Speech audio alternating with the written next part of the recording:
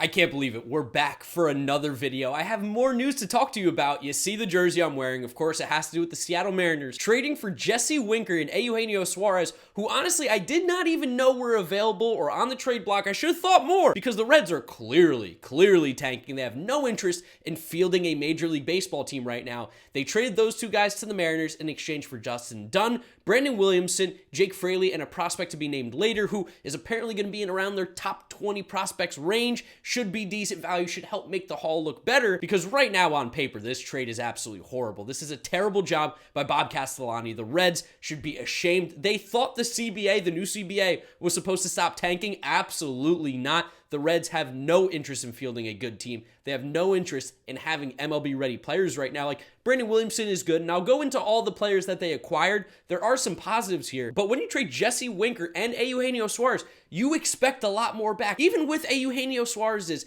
$35 million owed over the next 3 years, it's still not enough. And it's shocking that actually for how cheap it was for the Mariners, they were able to get two guys who were going to go into their lineup on opening day and make this team a serious threat in the AL West, even more than they already were. I was high on the Mariners to begin with going into this year. This move, though, getting that left-handed bat and that power bat of Eugenio Suarez, it's going to be huge to their success in 2022. Also, might have broke Twitter right now because I heard through the grapevine that Freddy Freeman is a real possibility to sign with the Toronto Blue Jays, and apparently Carlos Baerga, who's reported stuff before, former player, is confirming it. Freddie Freeman to the Jays could be crazy. Not going to talk too much about that, though. Just figured I'd slip that in here. But hey, if you guys do enjoy what you're seeing here, if you're loving the grind, I'm uploading so many videos. I haven't uploaded this many videos in the last month, I think, that I have in the last 3 days. So please do drop a like on the video if you enjoyed it. Subscribe to the channel. You see I'm out here grinding. If you want baseball content, this is the place. Click that sub button, join the team. Get in the comments down below. Give me your initial reactions. What do you think? Do you like it? Do you hate it? Did the Mariners win? Did the Reds win? I want to know what you're thinking. And drop me a follow on all my social media at GiraffeNeckMarc. Links in the description. Quick check of the phone real quick because it is buzzing like crazy. Making sure I'm not missing anything here. Again, we still are waiting for who that fourth prospect is going to be in this Mariners-Reds trade. But right now, we know the three guys going from Seattle to Cincinnati. Let's talk about them real quick because, again,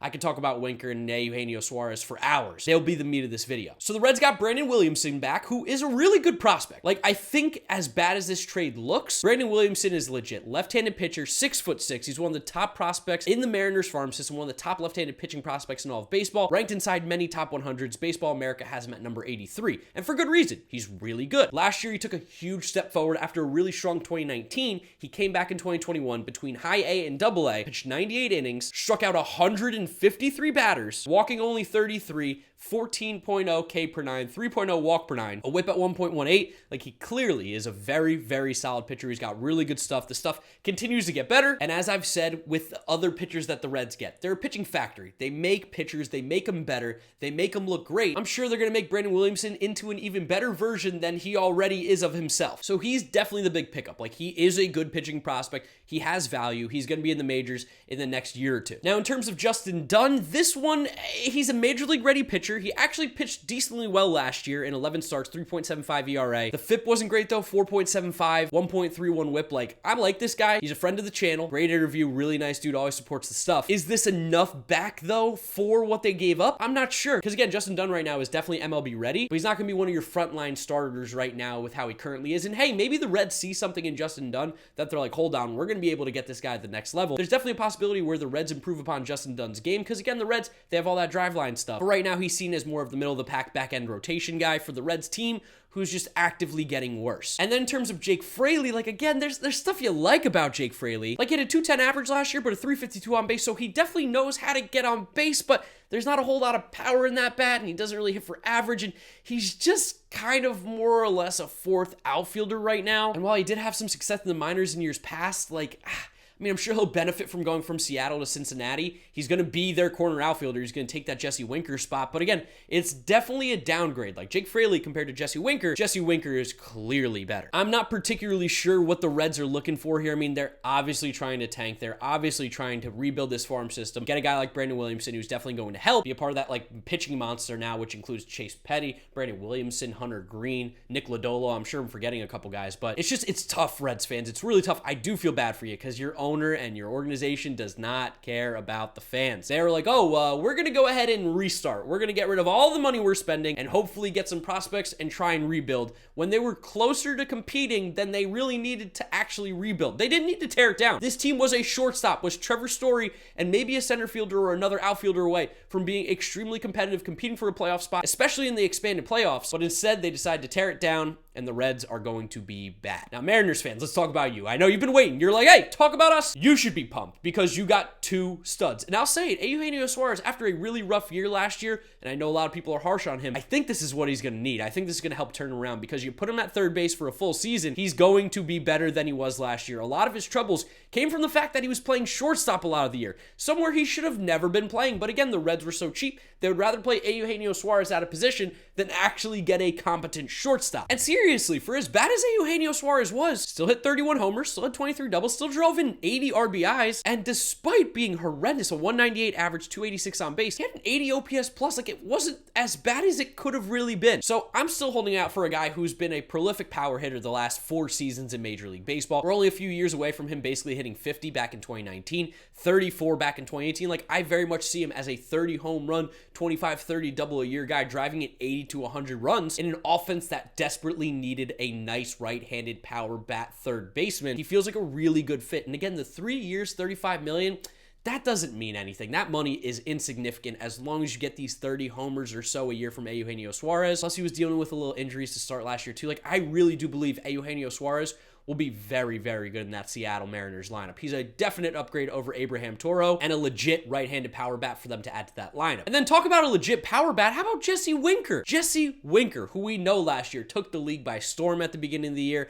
absolutely went off. And this is a guy who just feels like has been getting better and better and better every year. This is somebody you want on your team offensively. In 110 games last year, 24 homers, 32 doubles, 71 RBIs, hitting 305 with a 394 on base, 556 slugging, 949 OPS. The OPS plus has gone up every single year for his career. 5 years, 400 games, OPS plus at 128. You're going to put him at the DH spot most likely because in the field, he's an absolute disaster. He's not great out there, but you put him at DH where he can just focus on hitting. You can take away a lot of injury risk from playing the field as well. Man, Jesse Winker in this lineup, the Mariners lineup just got so deep. I love this addition of Jesse Winker. He's someone I love to hate because, of course, he gave the wave goodbye to Mets fans, which was just legendary. But he's so good. He's so good. And I know Mariners fans like, we have all these great players. Like, no, this is a good problem to have. You have a lot of good players, guys. This isn't an issue. You will find spots for everybody. People go down with injuries. People play worse. People have better splits. The Mariners are putting themselves in a spot to be dangerously good. I mean, they could be one of the best teams in the American League if they make a couple more moves here, and definitely competing for that #1 spot in the AL West. It's them and the Astros right now, and then the Rangers are just a little bit below them in my eyes. You got Adam Frazier at second, you got Mitch Haniger, you got Jesse Winker, Ty France, Jared Kelenic, Eugenio Suarez, Kyle Lewis, JP Crawford, Tom Murphy, and then on the bench, you're able to have Taylor Trammell off the bench,